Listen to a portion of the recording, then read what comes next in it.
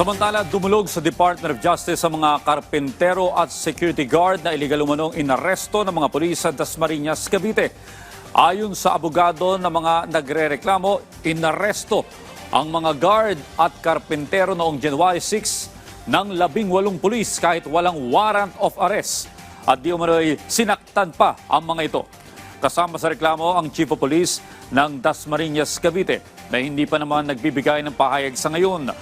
Nauna nang nagreklamo ang grupo sa National Police Commission para sa administrative case laban sa mga pulis.